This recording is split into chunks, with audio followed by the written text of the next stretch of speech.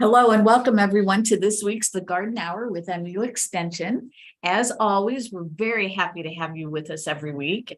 We love, as always, to share our information and knowledge with you. We had a number of questions that came in, and I'm going to have to tell you a little secret here. All of us are on campus here at the University of Missouri, and we're going through some training. So today is going to be a little bit different than how we do our normal garden hour. We actually thought about postponing it and skipping this week, and we're like, no, we're not going to do that because you guys love to hear from us just like we love to share information. So what we're going to do is Pat Guinan is not here either as far as giving a weather report. I heard one a little bit earlier, and it's supposed to be a really gorgeous weekend for our Labor Day weekend. So make sure you get out and enjoy. Now's the best time to start working on those lawns and rejuvenating them. So go ahead and do that. Plan on that the first 2 weeks or so of September and get that started. Lots of fun and interesting things at the end of the summer. Lots of great stuff that's going to be happening and upcoming, and we'll have some great information for you when the weeks continue. We'll be back to our normal schedule next week, where we'll have a bunch of us on answering a lot of the questions that have come in. We did have a couple of questions that come in. So if you're one of those individuals and waiting for an answer, what we'll do is we'll reach out to you after we all get home and the weekend is done. So don't worry about that. We'll reach out to you. We'll try to answer your question, and then we'll go ahead and bring them up again next week so that they'll be live so everybody else can hear those answers as well. And so just before we actually really get started, I'll just go through the screens here like we do normal. We've been told at our training that we're going to be hiring some of those open positions. So we're really, really excited to hear that. We knew it was coming, but we didn't know when. It's going to be a slow process still, but we hope to have those open positions completed and filled within the next couple of months, or at least the next 6 months is what we've been told. So hopefully that will occur. If you don't see somebody that's in your area, just reach out to any one of us. We'll answer your questions. If, Manoj is a guy who's out there who's our kind of our lawn turf guy. We all have our own little specialty areas that we do within horticulture. And so if we can't answer the question, we can reach out to and answer those questions for you. And then the other thing, remember, there's a lot of information that can get put into a chat box. If that's the case and there is information in the chat, you can download that. Just go into the chat where it says everyone there, click on these 3 dots, and then there will be another window and it'll say save chat. And then you can save that chat to your own laptop, your own computer, and look back at some of those different links if you'd like to get some additional information on some of the different topics. And then, of course, if you've got an upcoming question, we'd love to have your questions come in. If you've got pictures, that helps us to define what those are. But we have our YouTube channel here. So you can go out to youtube.com, type in MUIPM, Missouri University Integrated Pest Management is what that stands for. And we have horticulture, home horticulture, consumer horticulture is what we also call it. We have commercial horticulture that's out there. And then we also have our field crop and livestock. So all of that is those videos on this one page. And what you'll want to do is you'll want to click on home horticulture, and then you'll come to all the different snippets that we've selected as the question of the week. And that's what those snippets are. And then we have our town halls that are being recorded. So if you missed a town hall and want to go back and watch it, or if you're like, I know somebody talked about that a week or 2 ago, and I don't remember, that video is there for you to go back and to watch again to find those answers, or email one of us and we're happy to do so in answering that. And then I talked too soon, about, of course, our upcoming ones, and then fill out this again at ipm.missouri.edu/town halls. And then there will be one that is say garden hour at that location. Click on it, put your information in there, and then you can submit a photo at the same time. And then we'll get those photos. It helps us to answer your questions much easier. So in the meantime, what are we going to do for the day? Because you're not going to listen to me because I need to go back to our training. So what we're going to do is, sorry about that, guys. What we're doing then is we're actually, we selected some of the videos, some of those snippets that we thought were really, really great, as well as the Master Gardener chapter out of Kansas City actually does some of their own videos. And so those would be new videos that you guys have yet to see if you've been following us and attend or watch us on an ongoing basis. Those will be new for you. And then we've selected some that we thought were pretty timely or informational, that a lot of folks always have questions on. So I'm going to actually turn this over to Jared. He's the guy behind the scenes who doesn't like to say a whole lot. He doesn't want to be acknowledged, but I always want to make sure that I acknowledge him, because without him, we wouldn't be doing as great of a job in presenting this information to you. So in the meantime, go ahead and stick around, watch those videos, and they're all going to have live voice and all that kind of stuff. So you'll be learning quite a bit with those videos, especially those from the Kansas City Master Gardener chapter. In the meantime, I'm going to go ahead and go, and I will be back with you all next week. Have a great holiday. Rock and wood are not the only materials gardeners can use for mulching. Although mulch is a gardener's best friend, not all mulching material is created equally. This Tuesday tip can help you mulch with a purpose.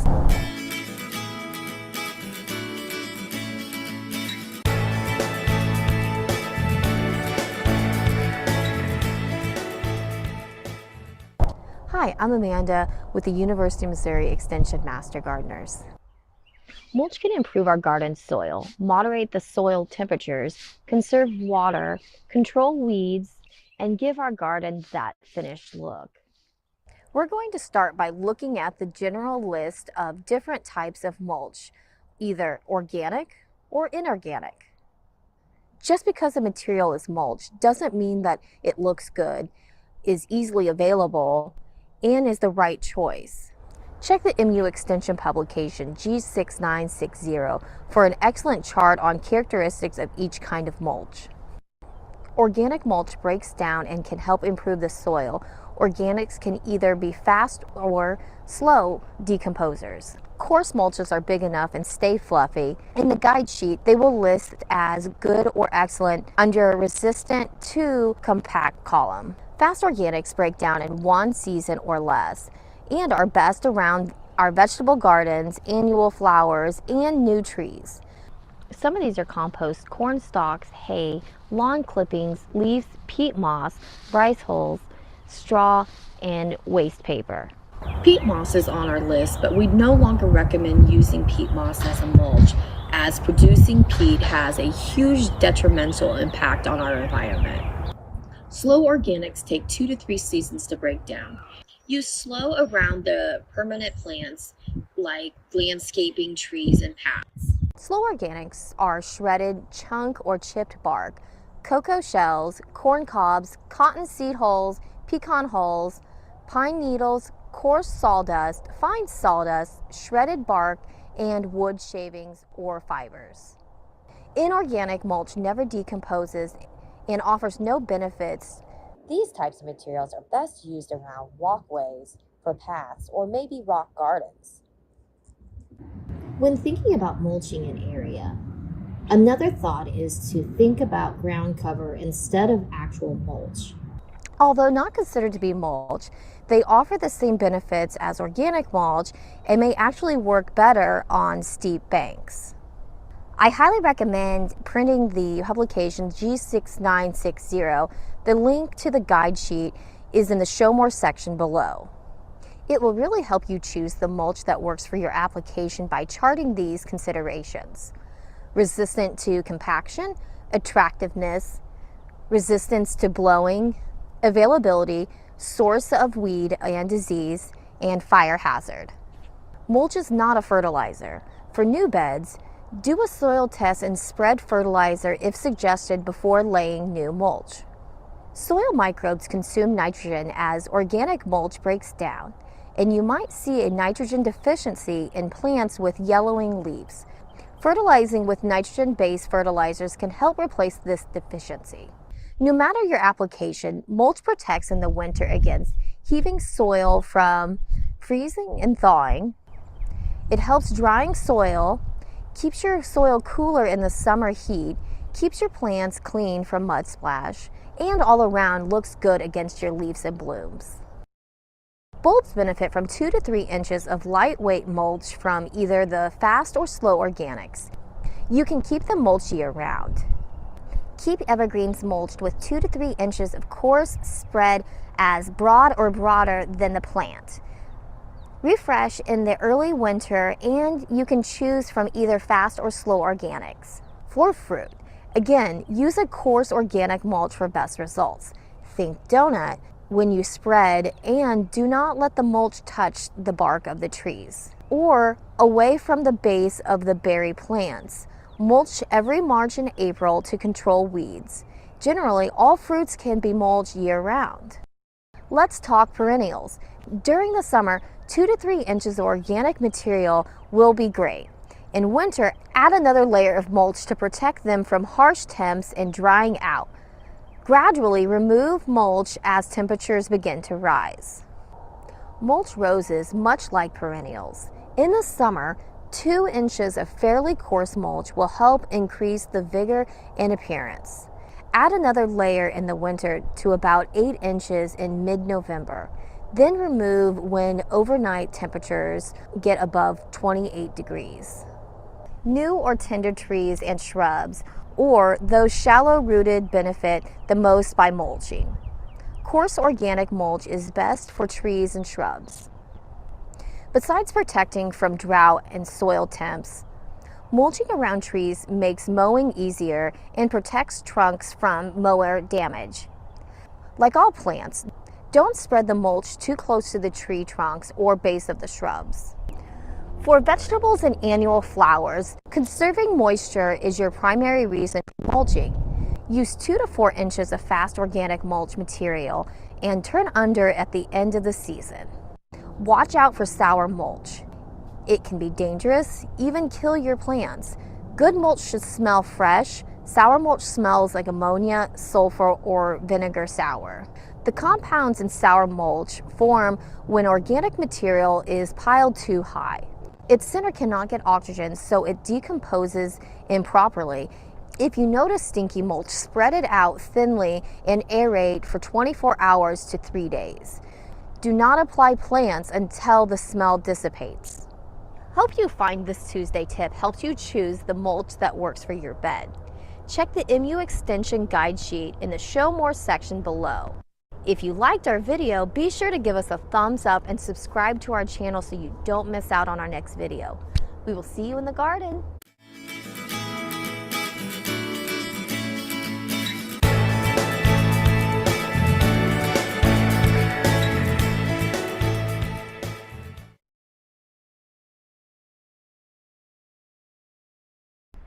There is so much to know about compost, and not the bags you buy, although that can be a good option for some gardeners.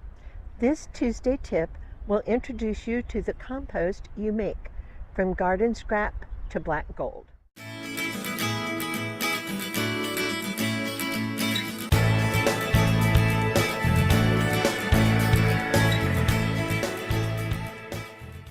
Hi, I am Beverly, a University of Missouri Extension Master Gardener of Greater Kansas City. Let's start by answering the question, what is composting? Composting is nature's recycling plan. It is speeding up the natural decomposition of organic material into a rich soil amendment. The result of composting is, well, compost. When the process is complete, the fully decomposed organic matter, also known as humus, is dark, crumbles easily, and smells just like fresh earth. This black gold amends the soil, providing beneficial nutrients that plant roots can easily absorb. How does organic material get turned into compost?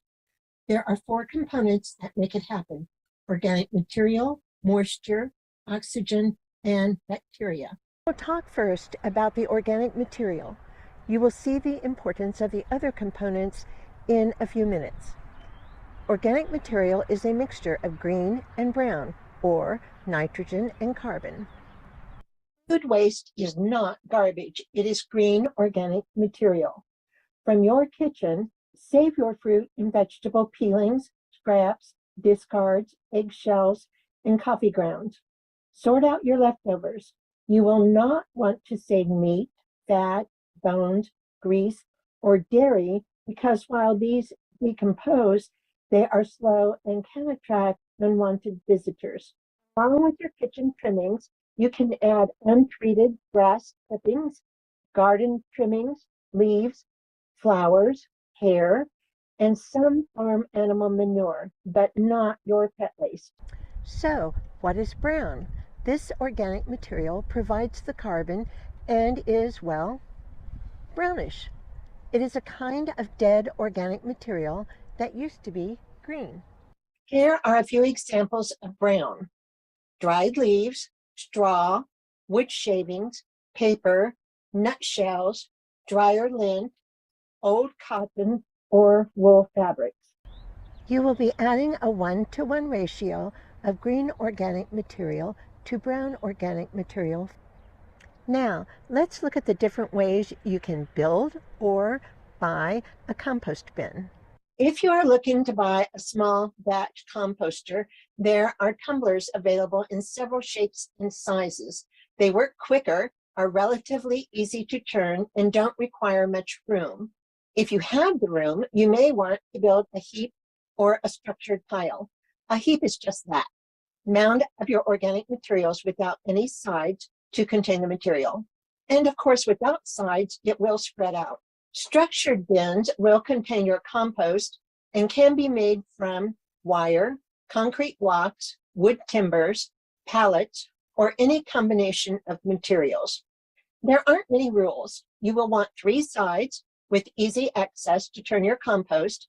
And again, keep those dimensions to at least 3 feet by 3 feet by 3 feet high. At the bottom, use your hoe to scrape a trench in the soil at the center of the bin to give you a little drainage and air movement. As a deterrent to those worm-loving moles, layer and pin stiff hardware cloth on the bottom of the bin. Where you put your bin is a matter of personal preference. Shade is better than sun. Having a reasonably level space is ideal. Choose a place that has access to water.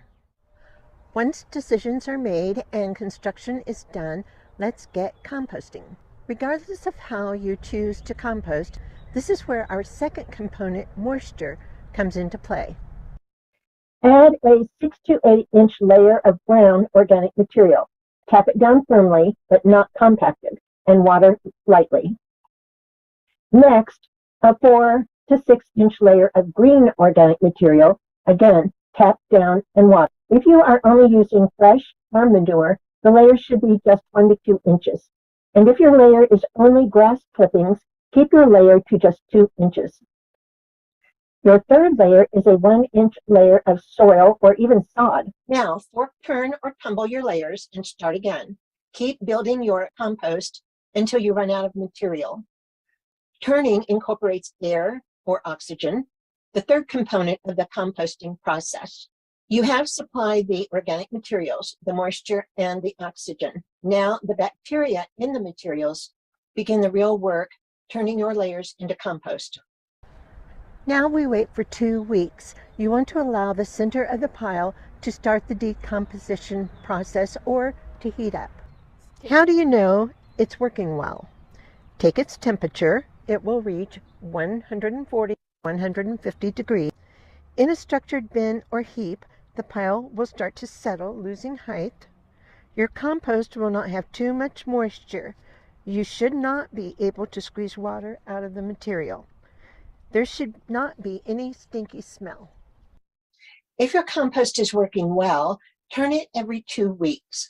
Cooler temperatures push that out to every 4 weeks. And November to March, just leave it alone. To turn your compost, slice the compost and turn it over, bringing the outside edges to the center. If you're using a tumbler, you might have usable compost in as little as 6 weeks. Structures will require at least 12 weeks to complete. Your compost is ready to use when it is sweet smelling and crumbly. You may want to screen your compost to remove larger pieces that need more composting, especially if you have continued to add to your compost or use larger twigs in your materials. There are many uses for compost. For seed starting or house plants, add up to 30% compost to your soil mix. Add it to your vegetable garden, especially in the spring and fall when you can work it into the soil. Mix compost around annuals and perennials as you plant them or use as mulch, taking care to keep it away from the stem of the plants. Compost is a valuable soil amendment that replenishes our soil, suppresses plant disease and pest, and requires fewer chemical fertilizers. By setting up a compost bin, you have a great opportunity to reduce your personal carbon footprint by reducing what you send to the landfill. Thanks for watching, and we hope you've enjoyed today's Tuesday tip. Check out the MU Extension Guide sheets and our resources in the Show More section below. If you like our videos, be sure to give us a thumbs up and subscribe to our channel. See you in the garden.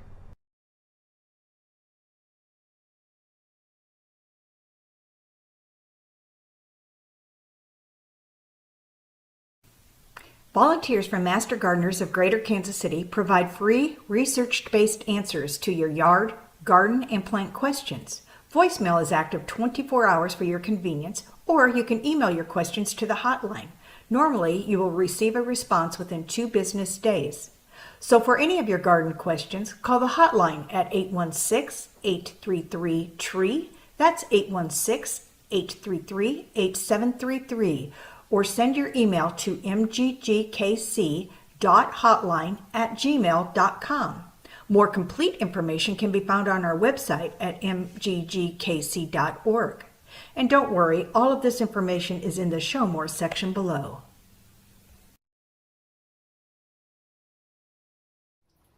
Hi, I'm Lorna with the University of Missouri Extension Master Gardeners of Greater Kansas City. I have a Tuesday tip on how to divide your overgrown dish garden.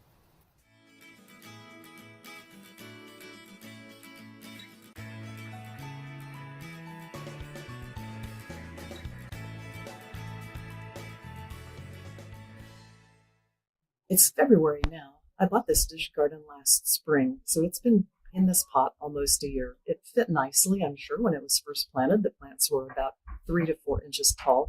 But it grew all year, it was very happy, and now it is much too big for this container. Plus, there are really only 2 plants in this container that I love and that I plan to keep. The rest I'm going to give to my gardener neighbor. The 2 that I plan to keep are the one over here. It's an agave. It's a Agave desmediana variegata, or a variegated smooth agave.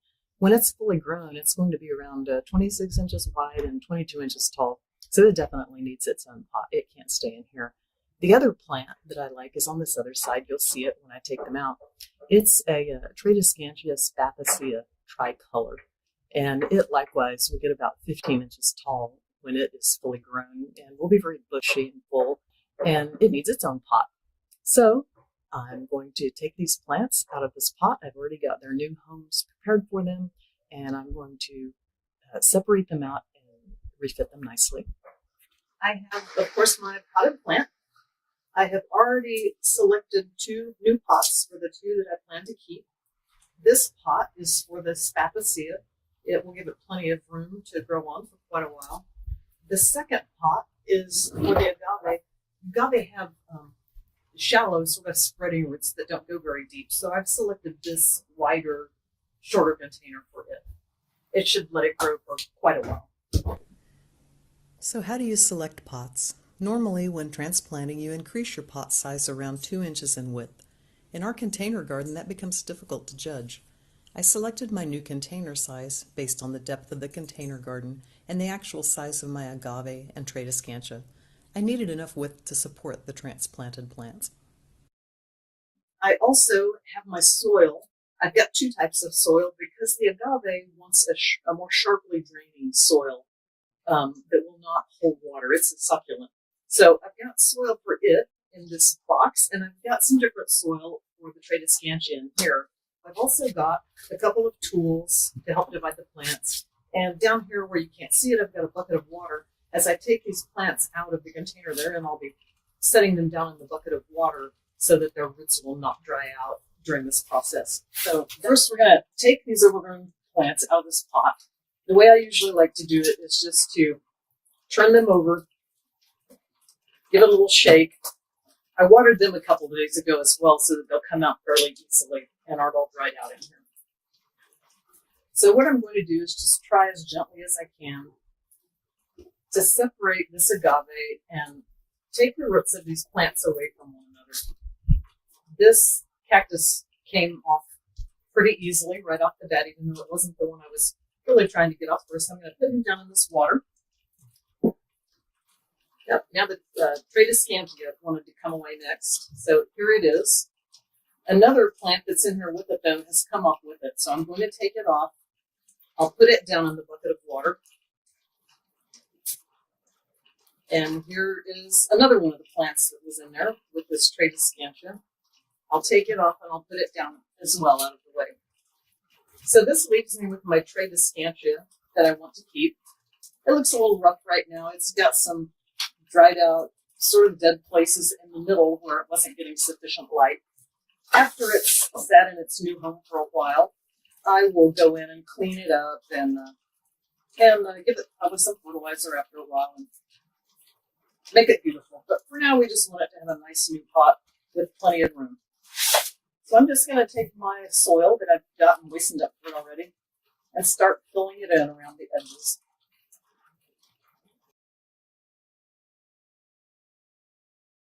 These Tradescantia, they can break pretty easily, so I'm going to try to be very careful as I'm going here not to drop any of this soil on top of any of the leaves or the stems because I don't want to dust any of them off. And I'll just sort of give a little jiggle as I go and settle that soil down around it pretty well and keep on going around the outside of it. As you can see, it's going to make some mess, but I don't really care. I'll clean that up when I'm all done. This Tradescantia also, it's going to grow some adventitious roots around the stem here. So if I bury it kind of deep, which you'll see I'm doing, it's going to cover up some of those leggy stems that it has grown, but it won't matter. Those will grow some roots and that'll be fine. And then the top will grow out nice and bushy. So here's this one, all nicely potted up. I will take my watering pail, which I have down here by my feet, and I'll water this in a minute. But first, I'm going to go ahead and pot up the agave. And then I'll water them both in thoroughly once I've got them both in their pots. So I'm just separating out the agave from this Kalanchoe next door to it. Put the Kalanchoe down in the bucket of water for our neighbor. And I'm just going to try and set it gently down here. Put the bottoms of the leaves right at the soil level. I don't want to bury any of the leaves of this plant in the soil like I could on that Tradescantia. And then I'll just fill it in with this succulent mix that I got. You can get this special succulent mix at any garden center, by the way. Some people mix up their own, but I did not do that. These agave, the leaves on them can be a little brittle, so probably with any plant, really, it's good to be careful as you're going around the edges and really try not to have any breakage. And as I go around, I'm just sort of poking the soil down and around the plant, trying to keep it fairly centered. When I'm all done with this, I'll water it in as well. Then I'll let both of these plants just kind of sit quietly for probably a week or so and rest. Start putting out some new roots before I do anything further. Put that down in there a little bit, settle the soil around it, and now my agave is ready to grow happily in its own pot for quite some time. I'm all done separating my plants out in my dish garden. I've got my agave in its new pot. I've got my Tradescantia in its new pot. I've just watered them in, and I've got my bucket of orphans. I'm going to set out to my neighbor's house to bring them to her. And until next time, I'll see you in the garden.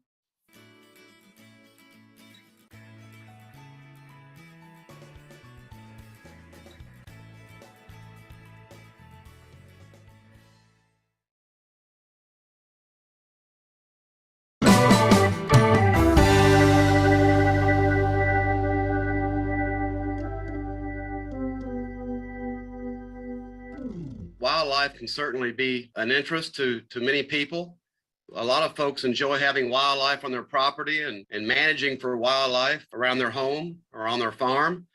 And wildlife are certainly very valuable to the ecological world and to enjoy observing as well as hunting and fishing. However, we know that wildlife conflicts can obviously occur, particularly when they start causing economic damage. Then it's time to take action and solve the problem.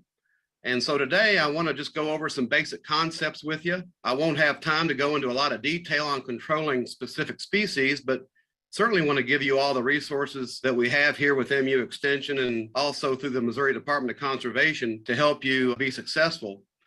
We know that a variety of wildlife can certainly get in our pocketbook, if you will, and cause problems, whether it be raccoons and squirrels or skunks, rabbits, white-tailed deer, groundhogs was mentioned, of course, mice and voles, other rodents. Many of these can just be a nuisance, or they may actually cause some problems. Denning in buildings, feeding in garbage, damaging sod, eating stems and crop and ornamental damage, damage to structures, all can occur. Just examples of this can be browsing damage from deer, raccoons eating sweet corn, birds defecating on your backyard furniture. All are just examples of how wildlife can be in conflict. And of course, there's many others we can all identify with. Moles, for instance, don't cause a lot of economic damage, but they can certainly be a nuisance in your lawn. So again, just some examples of wildlife depredation. Here's a nice example of robins pecking at fruit. And these are certainly issues that can cause economic losses that we need to take care of. I wanted to let you know of two excellent resources that we've just created with our MU Extension Nuisance Wildlife Program. We have a new webpage that you can go to that access all the guide sheets that we have. It's there at the top, Nuisance Wildlife. A lot of information there on that extension webpage. The one extension guide that probably does the best job of giving an overview of some of the different techniques that you can use to solve your problem is MU Extension Guide G9425, Solving Wildlife Damage Problems in Missouri. A lot of resources in this guide that I'll share with you in this real quick presentation. Basically, there's 4 components for any type of wildlife damage program, whether it be squirrels or raccoons or what have you. Number 1, take time to assess the damage and correctly identify the critter that's causing the problem. You certainly don't want to spend a lot of money on controlling a particular problem and misidentify the species you're working with. Then understand their behavior and their ecology. When do they have litters of young? What time of year are they most active? Things like that. And then take time to select the appropriate control technique and always evaluate your efforts. Keeping in mind that there's no silver bullet. There's a lot of different tools at your disposal. A lot of integrated types of management can be used. And another important question, think about how much damage you're willing to tolerate before implementing a control program. You may be able to tolerate some damage that you can live with. However, keeping in mind that anytime you invest in a damage control program, that takes time and money, and it may not be worth your effort. Maybe you can live with those conflicts and still have a nice corn crop, for instance. Also, it's important to know the legality of all the different methods at your disposal. We have labeled pesticides that we can use, but it's certainly important to follow those labeled directions. It's also important to follow all the state and federal regulations related to the Missouri Wildlife Code, because we have game species that could cause problems, and those are certainly regulated through our hunting seasons. But it's important to contact a Missouri Department of Conservation agent if you're needing to solve some problems that deal with game species. Also, keep in mind there's city regulations to adhere to. So you probably aren't going to go out and shoot and make a lot of noise within a city that's illegal. One of these 11 and then if states you're of trying to control birds, many of our species are covered under the Migratory Bird Treaty Act. Even woodpeckers causing damage to your cedar siding, you can't just go out and shoot those birds or trap them or deal with them unless you get a permit through the USDA Wildlife Services. Keeping in mind these different methods do have a lot of laws and regulations around them. Well, there's a number of management options we can think about to control and prevent damage from wildlife. The first one is really to manipulate their habitat. All wildlife need food, cover, and water and space. If you can change the dynamic of any of these by removing food, taking advantage of removing cover of their habitat, that goes a long way in solving a problem. Maybe you can eliminate the food resources, maybe build an animal out by fencing, excluding wildlife from an area. All go a long ways of preventing a problem from occurring. And here are some examples of using netting, fencing, and other types of measures to deter certain species, in this case, birds from a vineyard. Fences are certainly an excellent way to eliminate damage from occurring, and in particular with white-tailed deer. Some of the fencing, such as the exclusion fence, the 8 to 10 foot wire mesh, is a more permanent design and fairly expensive, except if you're dealing with high value crops where you need to invest that type of money. These types of fences can certainly be very effective in preventing deer from entering an area and causing problems. There's a number of other types of fences that can be used that are more portable in nature.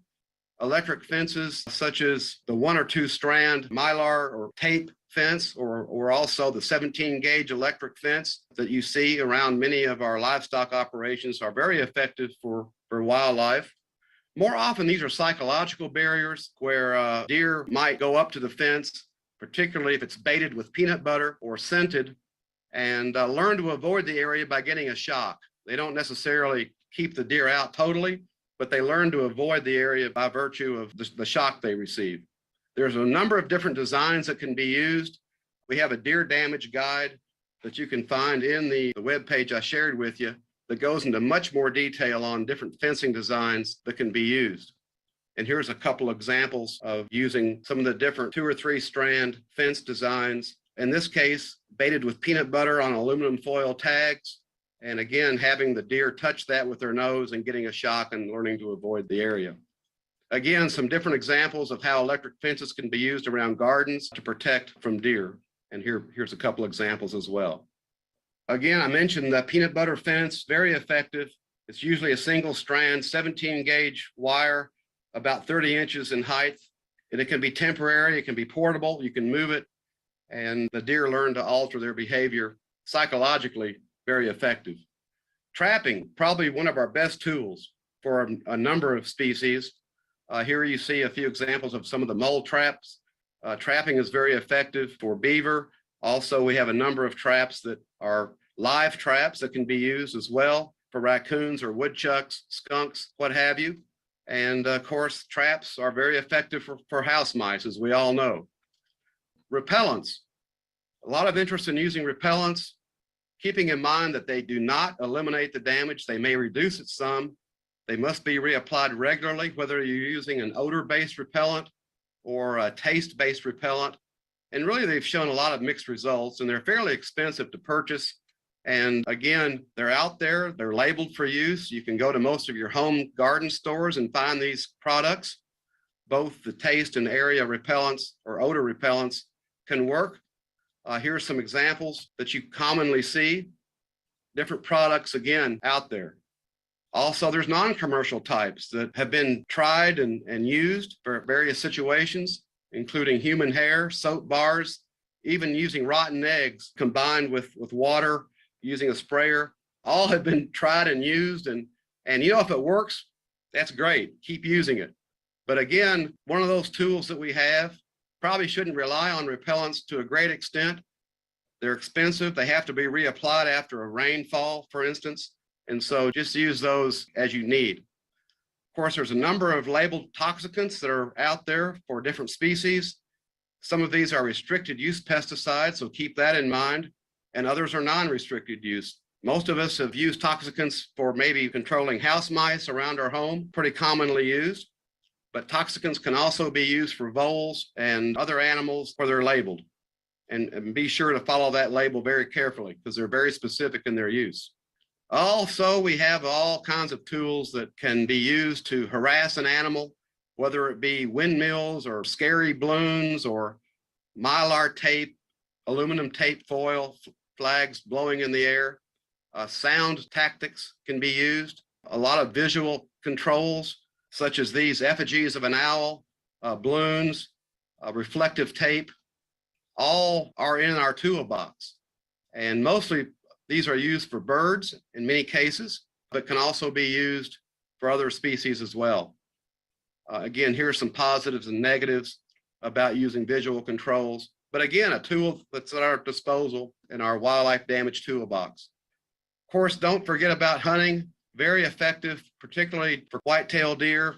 Use the legal hunting seasons if you have opportunities to do so, and take advantage of having venison in your freezer, and an excellent way to enjoy the outdoors and also have an impact on depredating deer you might have. So again, no panaceas at all. Don't believe the silver bullets and all the advertisements for some of these things. Make sure you have research-based information, which our extension guides provide. Think about a variety of solutions and select the one that's most cost-effective. Again, that's the bottom line. Cost-efficient, effective measures, and those that are humane as well. So again, that's really what I wanted to cover today. Very quickly, we have a number of resources that we have. The Missouri Department of Conservation has wildlife damage biologists in the various regions of the state that can provide technical assistance. And here's some of the resources that you can have access to. And hopefully you'll have a success in keeping any problem wildlife at bay.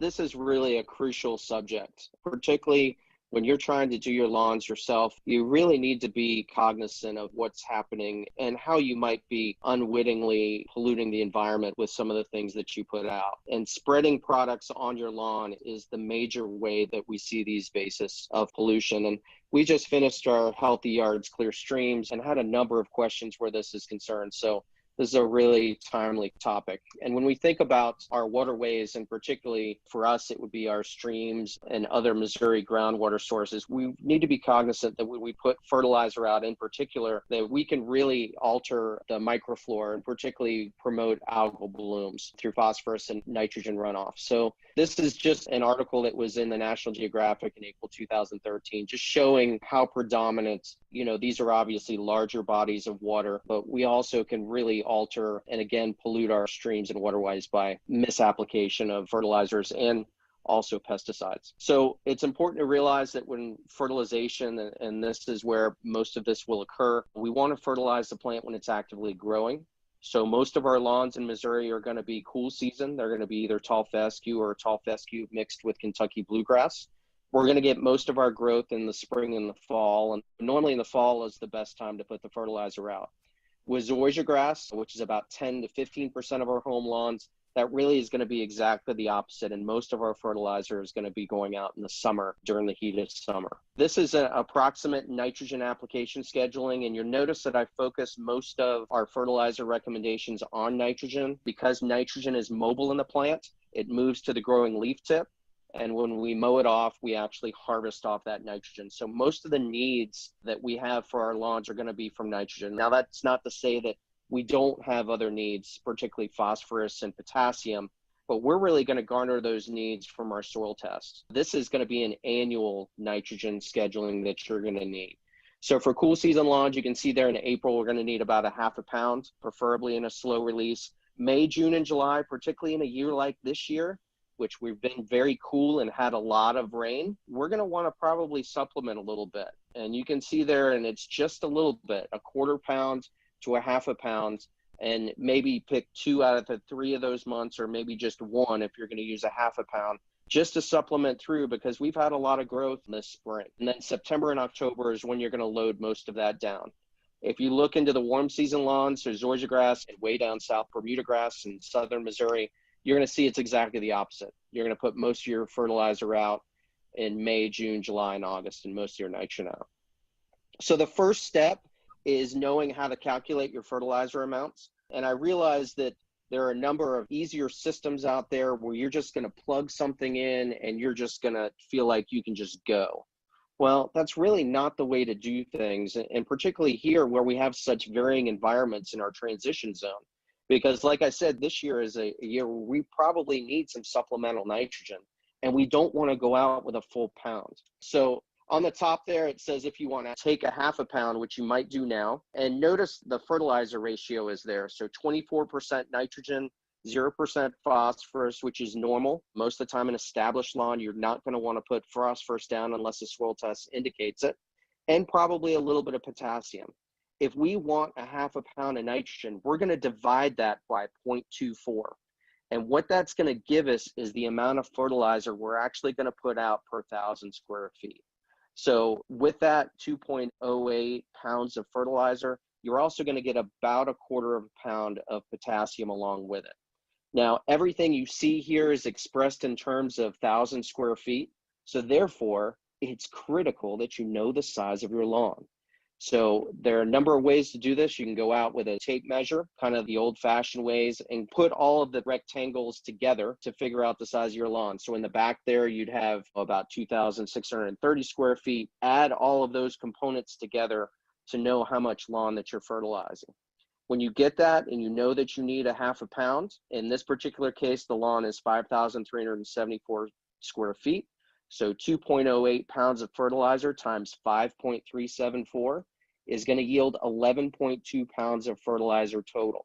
So if you have a 20-pound bag, you're going to want to squeeze that bag to about half or a little bit over half, or even better, weigh it. And when it comes to these larger areas, it's going to be easier and you're going to get a better coverage if you split that in half and go in two directions. So particularly in the backyard there, which is a little bit bigger, you might want to split that in half, and maybe even the front yard, and do it in two directions.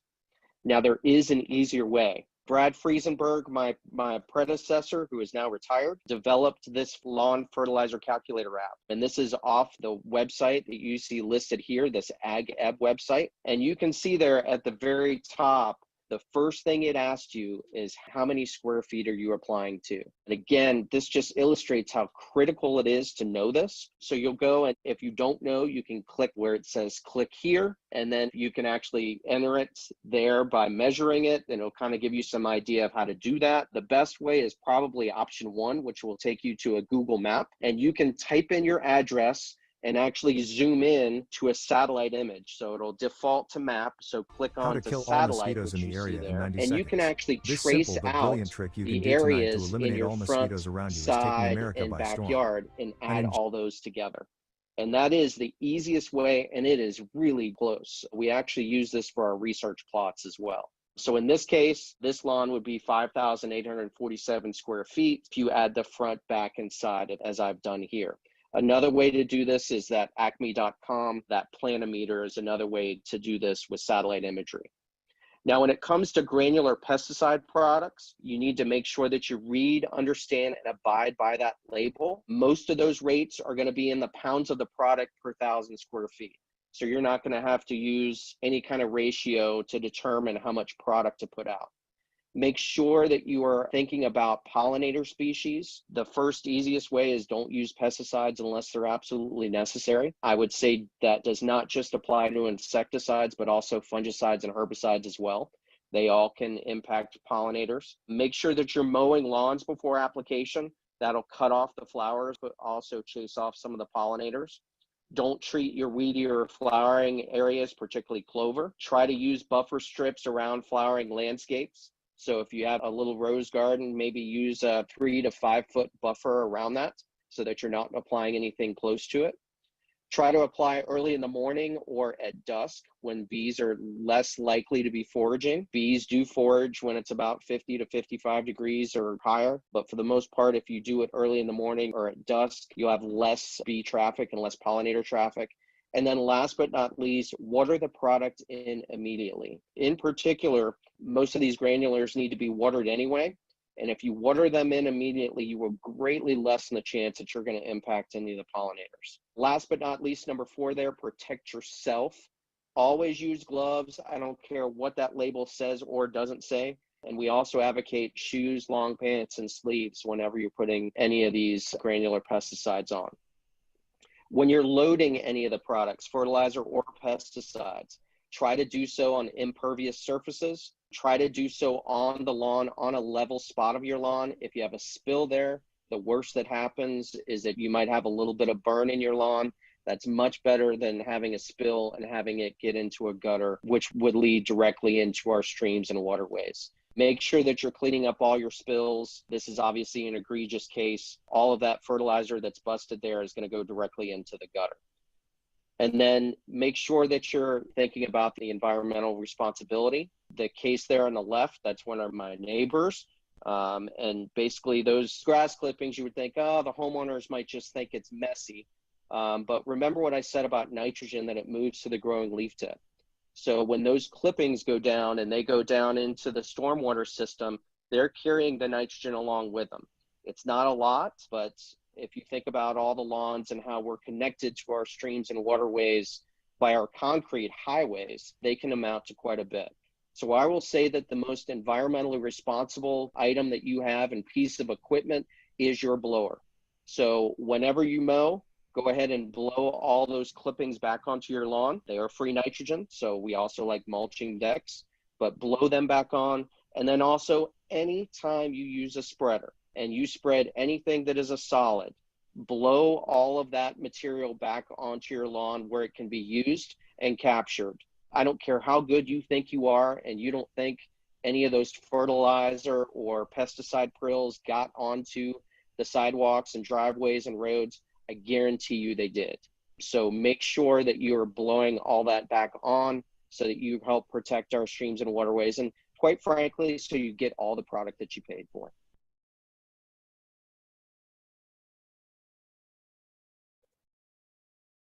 On behalf of the Garden Hour with MU Extension, my name is Jared, aka Technical Support. Thanks for joining.